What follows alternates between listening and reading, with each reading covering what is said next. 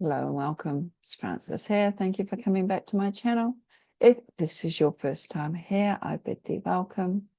There is a subscribe button below if you would like to help support my channel by subscribing. Also a bell to be notified as to when I upload more content. I'm coming to you from Ghana country, and as such, I acknowledge the Ghana people of the Adelaide Plains as being the traditional custodians of this land. So this video is about the autumn equinox, or more importantly, why it is called the autumn equinox and not Mabon or Mabon, as some people call it.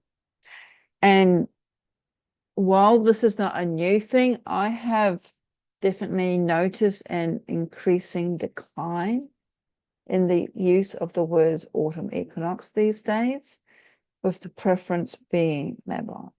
And this is in particular to internet spaces, social media in particular, and then other people coming in on board. And it is this increased preference for the latter that I find rather puzzling, due to the simple fact that there is actually no historical accuracy for this to occur. Yet today, people don't seem to care, which makes me wonder about things. Is this like what mainstream witchcraft or paganism has now been reduced to, with all the commercialisms, how everything is now witchy or witchified? And as a result of that, people are now just parroting incorrect information, completely devoid of any personal responsibility as to any possible consequences that these things may have. And a number of things sort of fit into that sort of category, or those ideas that I've been having. But this video, I'm just going to focus on this use of Mabon for the autumn equinox.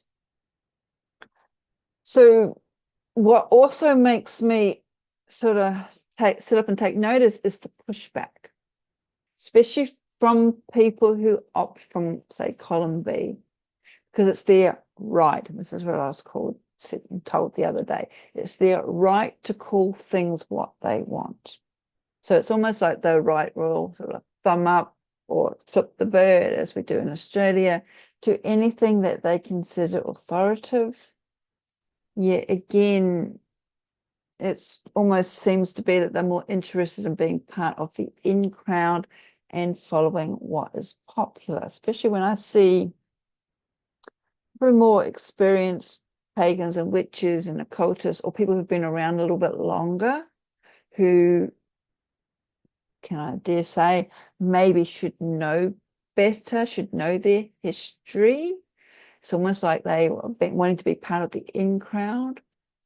And it's beginning to sort of irk me, because this preference to be popular, so people know what you're talking about, is coming to the detriment of what is actually historically correct. Then I have recently had something else equally amusing being thrown at me, and that is this alleged long ancient usage of the term Mabon instead of the autumn equinox. So I guess this video is for those who love putting it out that sort of questionable history or lineage story, because in all honesty, yes, you can call the festivals whatever you want to. I really don't care. As long as you don't call them that in my circles, what you do in your own space is up to you.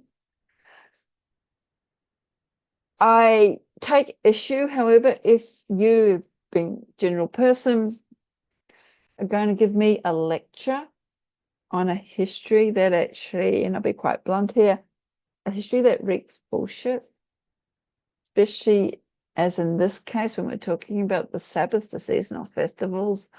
I kind of know a thing or two about this stuff. I actually spent 10 years writing a book.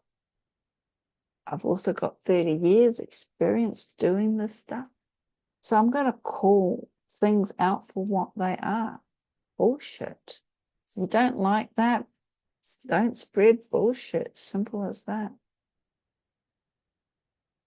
And Mabon, when used instead of the autumn equinox, you may have guessed I have an increasing festering dislike for the word. More so when I wrote Dancing the Sacred Wheel. And this is because not only is it historically incorrect, well, there was really no history prior to the 1970s. I guess to some people, the 1970s is history. A long time ago. For me, it's not. But it's also culturally incorrect, especially in this day and age when we are getting more aware of cultural appropriation.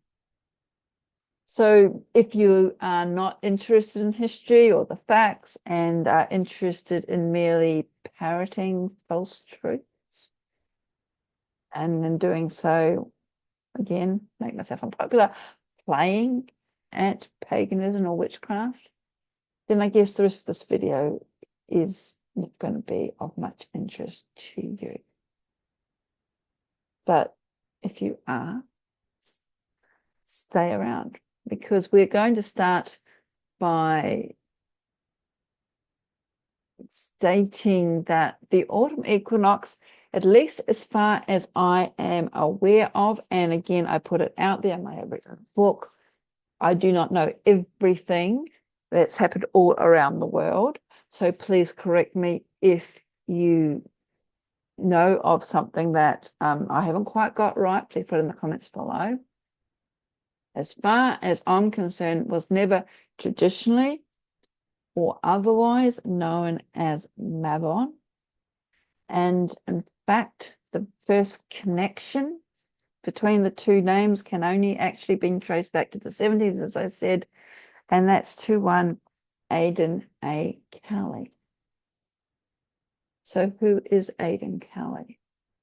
Oh, he's the author of this book, Crafting the Art of Magic. This is book 1, A History of Modern Witchcraft, 1939 to 1964. I don't know if he actually did book 2. I don't think he did, because his other book, Inventing Witchcraft, a Case Study in the Creation of a New Religion, basically is an expanded version of crafting the art of magic. And both these books really is his critique, shall we say, of Gardner's shadows. So he's an American author, Aidan Kelly. He is also the founder or co-founder of the new Reformed Orthodox Order of the Golden Dawn, big mouthful. And that was formed in the 1960s, which apparently was more Wiccan. I don't know what you mean by Wiccan, whether we're talking about Gardnerian Wiccan or we're talking about Scott Cunningham popular Wicca. It was more Wiccan witchcraft in its approach than following the footsteps of the Hermetic Order of the Golden Dawn that a century earlier Woodman and Westcroft and Mathers founded. So its title is sort of confusing. And according to the story of Aidan, it was when he was compiling a booklet or a pamphlet about the Sabbath, the seasonal festivals, that he noticed that all but 2 had Celtic or Norse names. And he didn't like this. So he set out to rectify this by calling the summer solstice Litha, or Litha, depending on how you pronounce it, and the autumn equinox Mabon. Now, this was actually in his blog post that he made in 2012, and one book, and I'll put all these books below. Anna Franklin, who's done a really in-depth, wonderful in-depth diet on the autumn equinox, there Publishing, has got in this book at the back, and it's also on her blog. Again, I'll put the links below. This article called Don't Call Me Mabon, and she actually includes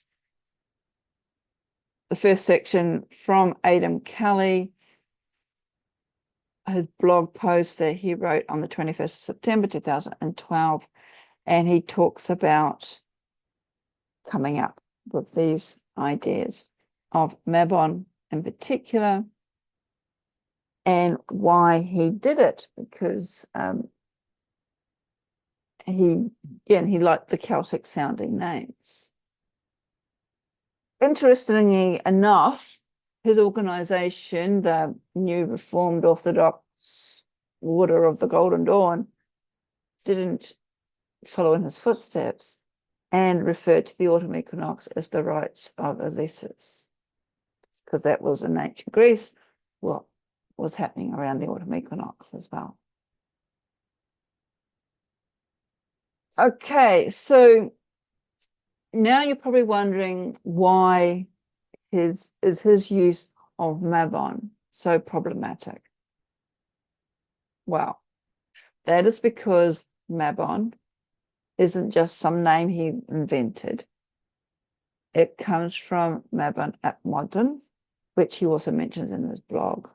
Mabon, son of Modron, who is a character found within Welsh mythology, in particular a collection of myths known as the Mabinogion or the Mabinogi,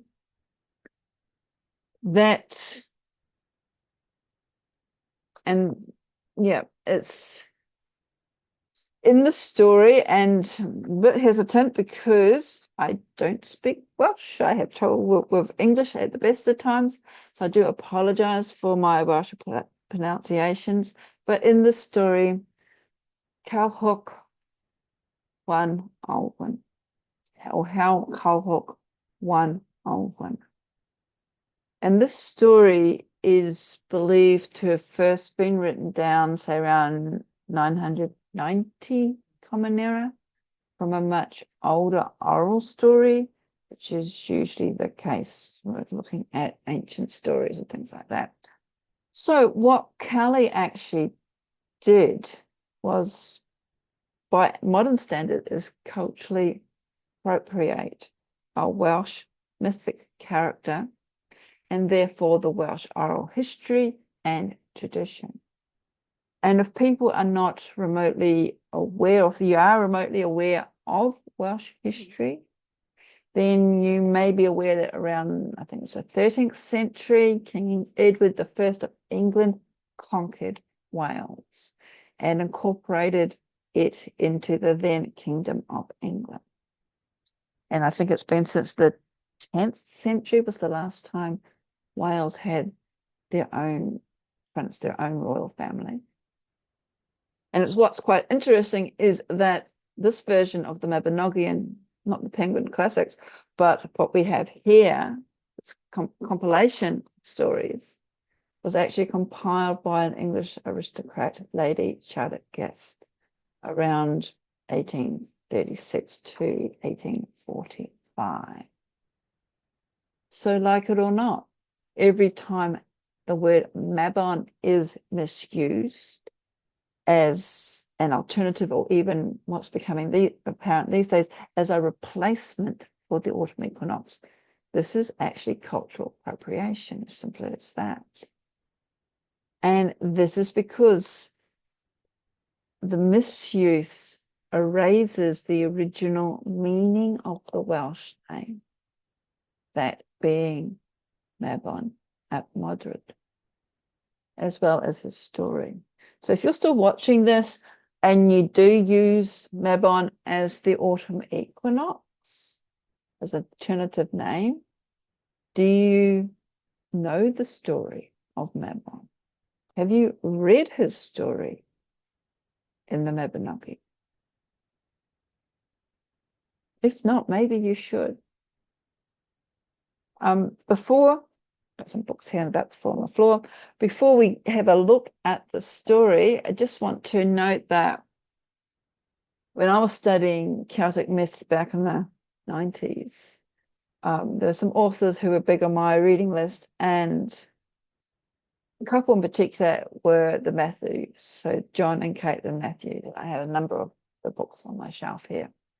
And it was actually in a later book of John's, The Winter Solstice, The Sacred Traditions of Christmas, that's, interestingly enough, he mentions the Mabinogion as a word meaning tales of youth. So this is what this collection of stories is all about. I think there's 12 or 13 stories in here.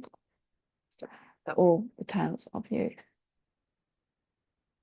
So when we're looking at the story of Mabon, and as I mentioned earlier, I apologize in advance to the Welsh because I don't speak Welsh. His story is contained within Culhwch Won Olwen. And he is sort of the hero or the main character of the story in a certain way. So it's a typical story, boy meets girl, boy wants to get with girl. There's one obstacle before that happens, and that is the father. Now, Olwen is the daughter of a giant, and I hope I haven't bastardized his name. So Aidan. And Aidan sets Culhwch a series of tasks. And one of these tasks is to enlist the houndsmanship of Mabon ap Modron. Mabon, son of Modron. And this is no easy task in itself because Mabon has apparently been abducted, and he was abducted when he was only 3 days old, and no one has heard of him since. So our Welsh hero enlists his cousin's aid, and his cousin is Arthur, as in King Arthur from the Arthurian legends, who he sets off with some of his knights, and they go off to locate this mysterious missing Mabon. And their search leads them to confront and question various animals, which are said to be the oldest and the wisest of all of Britain. And finally, they are led to the salmon of Bull, who recalls a great evil. And he carries them to a prison in Gloucester, where Mabon is being held. And there they rescue him, and Culhwch wins the hand of Olwen, and everyone lives happily ever after.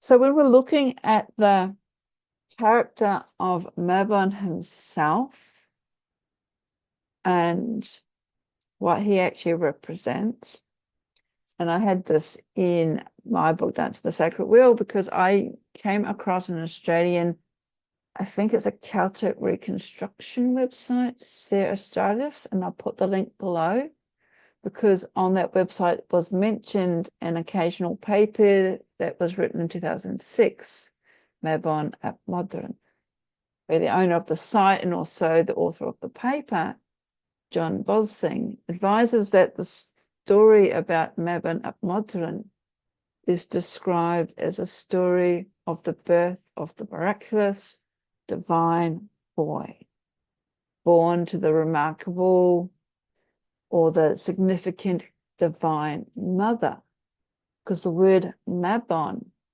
or Mabon ap means divine son, whereas Modron means great mother. It's the same word as matron, matrone. So Mabon ap Modron is divine son of the great mother, or the significant mother. So son in this case is S-O-N. And whilst there is little information really given in the timing of the story, what Bosing has done is look at the other stories contained within the Mabinogion, because it does appear to be seasonal. And in doing so, Mabon appears to be a solar child. And there are hints provided throughout the other stories where Mabon actually resurfaces, according to Bosing, in different guises, including that of Leela Gifts, the son of Arundrod, and also Pedri Fedflil, the son of Rhiannon and Flil. And in the story of Rhiannon, we learn that Modron was actually born on May Eve. So that's Beltane in the Northern Hemisphere, the beginning of the summer. And this was when the ancient Celtic calendar was believed to have commenced. And Bosing further strengthens this thought by pointing out that the Romans recognized Apollo Modron, to Apollo Mabon, with Apollo being their own solar god, not the original Greek god, which is Helios, but Apollo.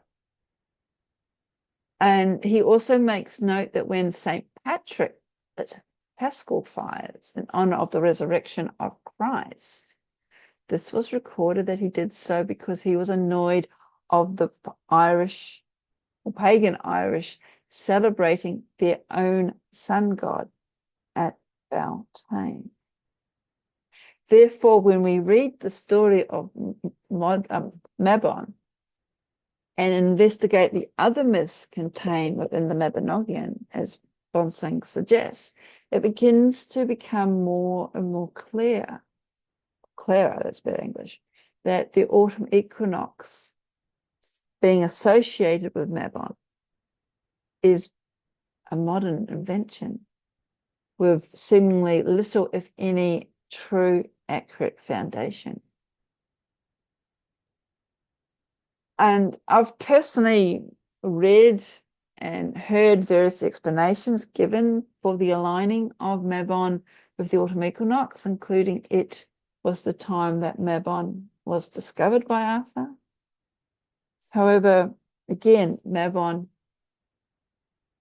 being a solar deity, as suggested by Bosing, this would actually mean more sense to equate him being found at the winter solstice, for that is the time when the sun, S-U-N or S-O-N, as in the case of Mabon at Modron, is reborn. So if we go back to John Matthews, he does take another look at the story, and he describes Modron, or Mabon, yes, father, mother, and son mingled up. He describes Modron as, Mabon as child God, someone who will carry the promise of youth. Remember that these were the stories, tales of youth. And also carrying through that energy of the sun. And that it's only after many years of imprisonment that Mabon was released into the light. And as such, Matthews actually considers that we should say that Mabon brings the light, or brings back the light that is missing throughout time, that he has been hidden in the cave beneath the rock. And Anna Franklin goes into it in more detail in her book, as well as whole lots of other folklore associations all around the world, especially throughout Europe, connected with the autumn equinox as well. So there you have it. This is the story of Mabon. Has nothing to do with the autumn equinox. It is, or he is, a Welsh mythological figure. Mabon at Modron. And when we use it, and when we continue to use it as an alternative for this seasonal pagan witchy festival, it does risk cultural appropriation, because it actually begins to erase the original meaning of the Welsh name in a story. And of course, the choice is yours as to what you want to do. But as I said from the beginning, if you are a little bit more serious about the path that you walk, your spirituality, the magic that you do, honoring the seasons, I think we need to take responsibility too with consequences if we're going to continue to culturally appropriate a group of people that have been oppressed, have had their language taken away from them, and now are in sort of a resurgence, which is fantastic to see it coming back into their own. And when we explore the tales behind the names that we use, it can actually give us a deeper understanding to things, including the autumn equinox. Bless them.